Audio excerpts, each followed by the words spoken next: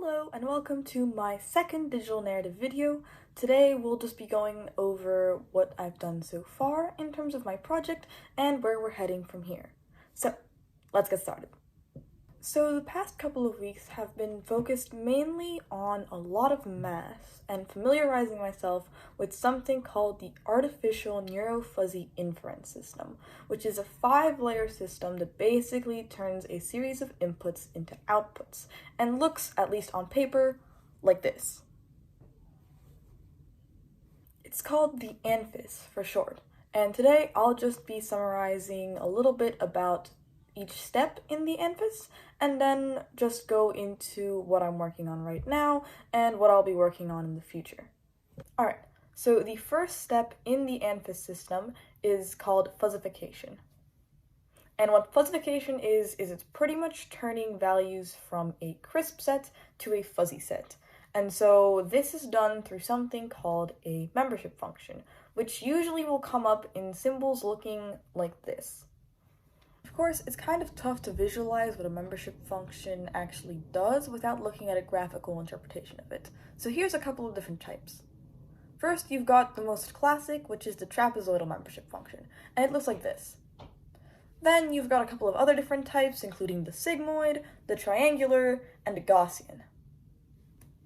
Despite their differing shapes, all of these membership functions have a crucial characteristic in common, and that's that they have a range that spans from 0 to 1. And what this allows is that for each function, something can either be completely not part of the set, and therefore have a value of 0, or it can have anything up to a complete membership at 1, but can have anything between there at different rates depending on the shape of the graph. Now this is all well and good, but usually you're not just bringing in one set of values into your ANFIS system. You're actually bringing multiple, but you may only want one input, and what that means is that you have to combine multiple sets together. So how do you do this? The way you do is by using a t-norm, which brings us to our second layer. A t-norm is a function that allows you to establish the intersection of multiple sets, and it manages to do that because it has 3 distinct properties. The first characteristic of a t-norm is commutativity. T-norms are binary operations, and what that means is that you're putting 2 things in and you're getting 1 thing out. The result is that commutativity, which is essential for t-norms, means that no matter what the order of the 2 things, in this case fuzzy sets, that you put in, you will still get the same answer. So if I put set 1 in first and then set 2 in later, I'll still get the same answer as if I put set 2 in first and then put set 1 in later. Alright, the second characteristic of a t-norm is associativity. Now, this can be a little bit complicated, so let's head over to the whiteboard. Okay, here we are.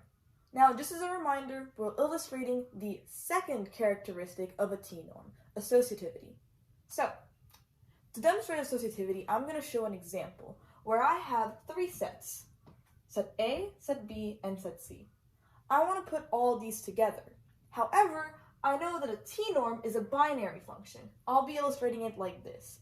And what that means is that I can only have one value in one spot, one value in the other spot, and then get my result. So I can't put all of these together. What that means is that I have to use 2 t-norms, one after the other. Associativity means that there's 2 different ways that I can put these t-norms together, and I can still get the same result. So let me illustrate that. So first, we can put A and B together in this t-norm, and then we can move the result into here and put in C. Like this.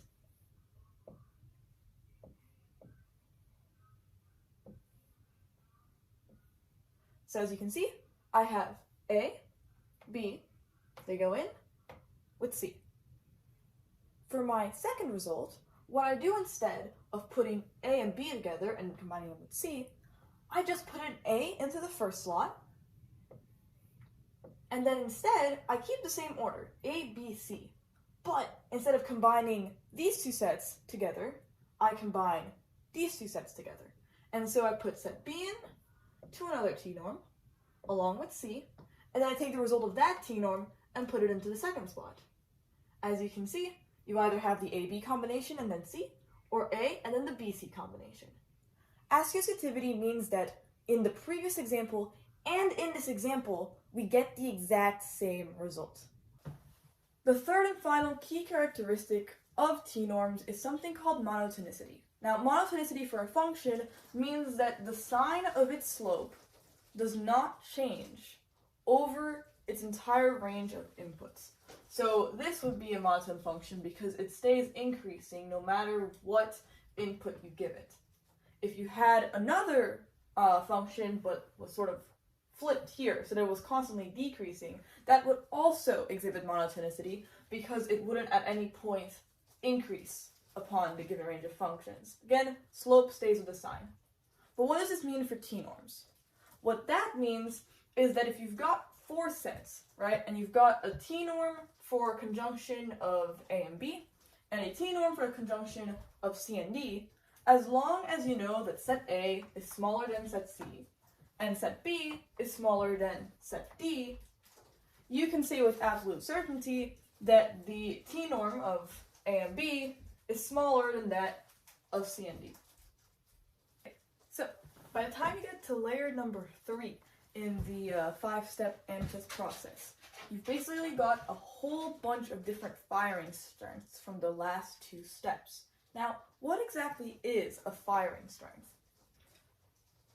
To understand what a firing strength is, you have to remember that fuzzy sets, unlike crisp sets, are not only tying your input variable or your premise to either a 0 or a 1. Instead, they define them by degrees of membership, which are pretty much ranged anywhere from 0 to 1. A firing strength basically means the degree to which that input variable, that premise, fulfills the membership function. So lower firing strengths are going to be here, and then higher firing strengths are going to be here. The reason why understanding firing strengths is so important to layer 3 is that in a case with multiple different membership functions or rules, layer 3 will normalize the firing strength that you've gotten out of layer 1 and layer 2. So what it'll pretty much do is it'll take the firing strength of the ith rule. So, we'll just use the variable as the placeholder.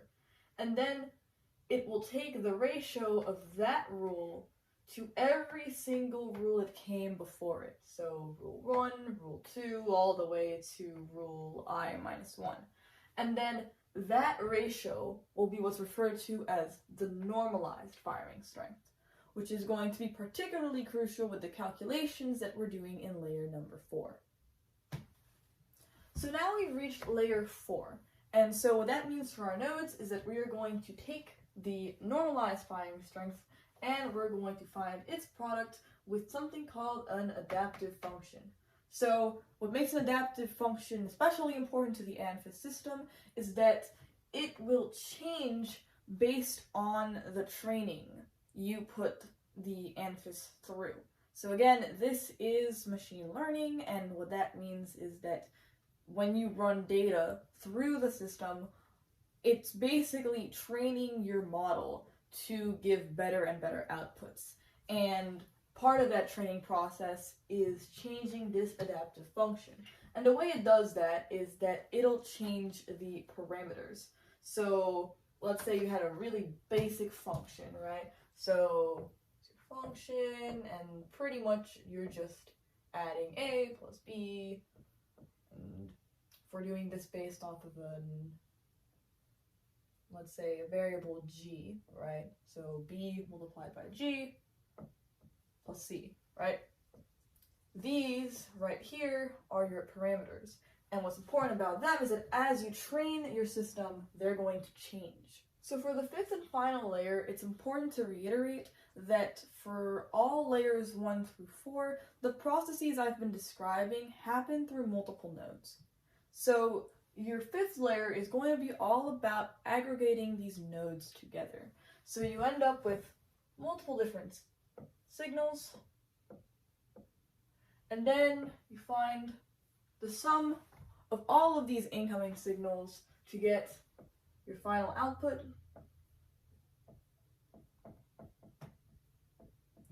And this is what the entire ANFIS system produces. And that's how you get your data.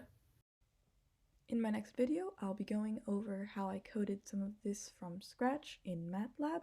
And as always, if you want updates between now and the next video's release, you can check the blog posts on aliceandai.tk.